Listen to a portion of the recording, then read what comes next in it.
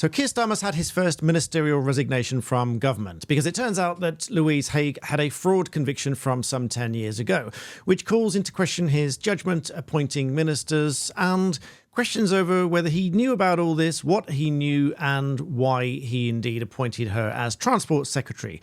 More about that in a moment. But first of all, if you're new to me, I'm Daniel Shansmith, the Barrister of England and Wales.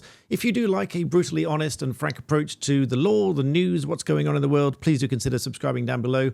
And also, some people have asked why I'm talking about politics and government. Well, it's the government that makes the law, and it's the law that you have to live by. So when I see questions like this that need asking and answering, I like to cover them. So if you want pure law, there's a couple of thousand videos in the library. Do go and check those out. So what are we talking about here? So Louise Haigh, Transport Secretary, has resigned. This is her letter of resignation. I would encourage you to read the full thing yourself so you've got the full picture, not just from me. But she says, as you know, dear Prime Minister, as you know, in 2013, I was mugged in London. So there's something about Keir Starmer knowing about this. I'll come back to that in a moment. She says, as a 24-year-old woman, the experience was terrifying. In the immediate aftermath, I reported the incident to the police. I gave the police a list of my possessions that I believed had been stolen, including my work phone. Now, straight away, that raises questions as to whether you would know that your phone's been taken, whether you had it with you or not. Come back to that in a minute. She then says, sometime later, I discovered that the handset in question was still in my house. I should immediately informed my employer, and not doing so straight away was a mistake. And then later on, she says, I remain totally committed to our political project, but now I believe it would be best served by my supporting you from outside government. Now, there's always a tinge of sadness when somebody is sort of put in an untenable position that they feel they must resign. But in this case, she really sort of had no choice, because with this coming out as a fraud conviction, it's an offence of dishonesty to which she pleaded guilty. More about that again as we come onto it. But first of all, just looking at her own tweets, which have blown up on X just yesterday, tweets blown up on X, you know what I mean, posts blown up on X, whatever we're supposed to call them. These were captioned from 2022 and 2019, where previously she said the PM has lost all control. If she had an ounce of decency, she'd resign. Then in 2022, you can't make the rules, then break the rules. You can't have one rule for yourself and different rules for everyone else. But now it's time the rules applied. Resign, she said. And then in 2022, again, she says, Boris Johnson claimed no rules were broken. That was a complete lie, she says. He was laughing in the face of the British public. It's quite simple. He must resign. So a bunch of these posts came to light and people suggested that she should too resign, which she now has. Coming to the BBC article, which goes into a little bit more depth on this. Again, it references the terrifying experience of being mugged in London.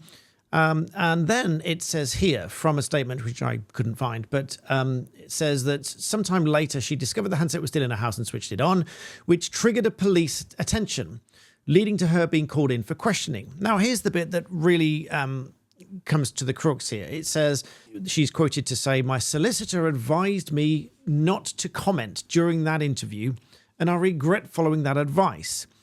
But, of course, that is not really an excuse, because anyone that's given advice in an interview, and this is a really important point to bear in mind, if you are ever questioned by the police and your solicitor tells you to just answer no comment, whilst on the one hand, that might be good advice if the solicitor thinks you're going to further incriminate yourself or cause yourself further problems.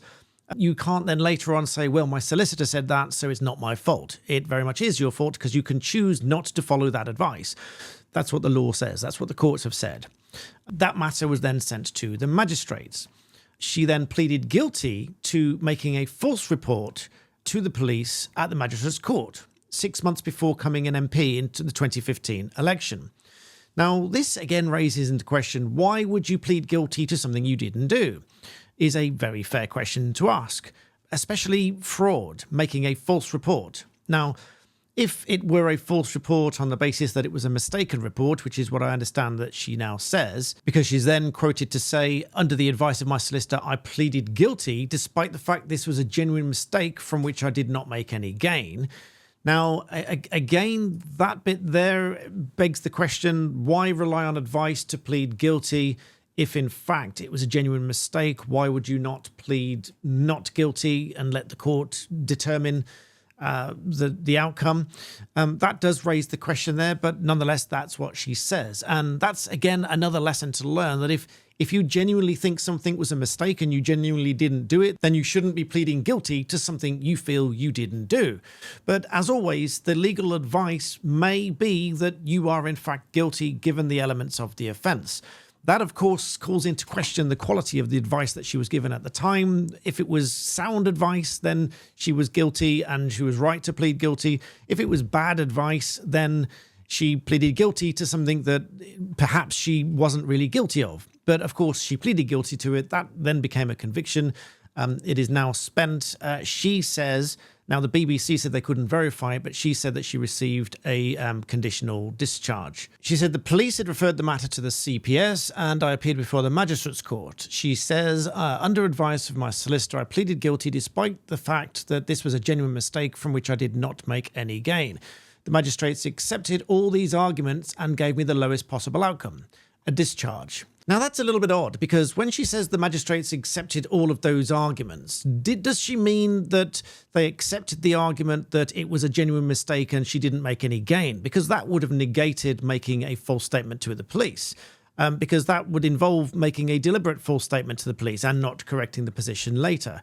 I don't know all of the facts of this, but perhaps it was that she made that false statement to the police not knowing it was a false statement, but then later did not correct that statement, and that made it dishonest at that point. Because if you made a report of something to the police, even genuinely believing it to be the case at the time, if you then find the thing or you find out that it didn't actually happen that way, let's say you think something's been stolen, but then later on you find out somebody just borrowed it, but you've reported it as stolen in the first instance, that may then be a false statement because you don't correct the position later. So perhaps that's what it is. But either way, she said that the magistrates accepted those arguments, potentially by way of mitigation. But either way, that was a fraud conviction, which stays on your record for life, albeit it is spent so you don't have to disclose it. The BBC say that Whitehall sources say that she declared this discharge on appointment to the shadow cabinet when the Labour Party was in opposition. But this does, as the Conservative Party observes, call into question Keir Starmer's judgment. They say Louise Haigh's done the right thing in resigning. It's clear that she failed to behave to the standards expected of an MP. Also saying that this raises questions as to why Keir Starmer appointed her to the cabinet with a responsibility of £30 million in the budget. They say the onus is now on Keir Starmer to explain this obvious failure of judgment to the British public. Now, this is not the only failure of judgment. You recall from previous videos that Louise Haigh had described P&O Ferries as a rogue operator, putting into jeopardy a huge investment when she urged people to boycott the company. Altogether, not a great look for government. So there it is, perhaps a little bit more than you might just see in the headlines, but the first of Keir Starmer's government to resign on account of a previous fraud conviction. Let me know what you think in the comments below. Do read the full things yourself so you don't just rely on my video, but please do remember to subscribe. And as always, thank you for watching.